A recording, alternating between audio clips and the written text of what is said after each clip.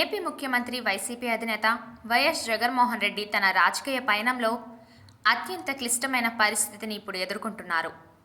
రాబోయే ఎన్నికల్లో జగన్ ఒక్కరే 5గురు రాజకీయ ప్రత్యర్థులను ఎదుర్కోబోతున్నారు.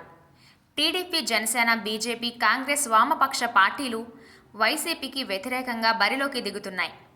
2019లో 151 సీట్లతో చరిత్ర చూడని అద్భుతమైన విజయం సాధించిన జగన్ ఈసారి ఒంటరిగా 5గురు ప్రత్యర్థులను ఎదుర్కోబోతున్నారు.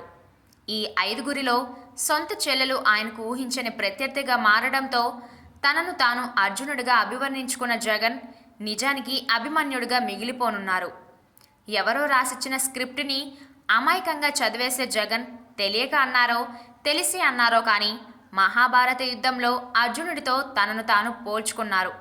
కానీ నిజానికి ఏపీలో రాజకీయ పరిస్థితులు, ఎన్నికలు జరుగుతున్న తీరు చూస్తే జగన్ అర్జునుడిగా కాదు, అభిమన్యుడిగా మిగిలిపోయేటట్లు కనిపిస్తోంది. జగన్ మొదటి నుంచి తాను ఒంటరిగా పోటీ చేస్తానని, ఎవరినీ కలుపుకొని ఎన్నికలకెళ్లే పరిస్థితి రాదని చెప్తూనే ఉన్నారు. ఇప్పుడే కాదు, 2014, 2019 ఎన్నికల్లో కూడా వైసీపీ ఒంటరిగానే పోటీ చేసింది. ఈసారి కూడా ఎవరితో పొత్తు లేకుండా ఒంటరిగానే బరిలోకి దిగుతోంది. అదే విషయాన్ని జగన్ తరచు చెబుతూ ఉంటారు. సింహం సింగిల్గా వస్తుందని. ఆయన చుట్టూ ఉండే భజనగాలు కూడా జగన్ని ఆకాశానికి ఎత్తేస్తూ ఉంటారు.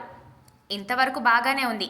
ఆర్థికంగా, క్యాడర్ పరంగా అత్యంత బలంగా ఉన్న జగన్ ఒంటరిగా పోటీ చేయడంలో ఆశ్చర్యం లేదు. వైసీపీకి చిరకాల ప్రత్యర్థి అయిన టీడీపీ మరోసారి తన 2014 కాంబినేషన్ రిపీట్ చేస్తూ జనసేనని కలుపుకొని జగన్ని దుమ్మెత్తి పోస్తోంది. 74 ఏళ్ల వయసులో చంద్రబాబు ఎప్పుడో ఎన్నికల శంఖారావం పూరించారు. సింగిల్ టార్గెట్ జగన్గా ఆయన ఆరోపణలు, విమర్శలతో వైసీపీకి దడ పుట్టిస్తున్నారు. టీడీపీ, జనసేన కూటమితో కలవడం ఇష్టం లేకపోతే బీజేపీ ఏపీలో ఒంటరిగా పోటీ చేయవచ్చు. ఇక ఊహించని విధంగా తెలంగాణ ఎన్నికల తర్వాత కాంగ్రెస్లో చేరిన జగన్ చెల్లెలు షర్మిల ఆయనకు ఏకుకి మేకులా తయారయ్యారు. మిగిలిన వాళ్ళకంటే 4 తిట్లు ఎక్కువే తిడుతున్నారు.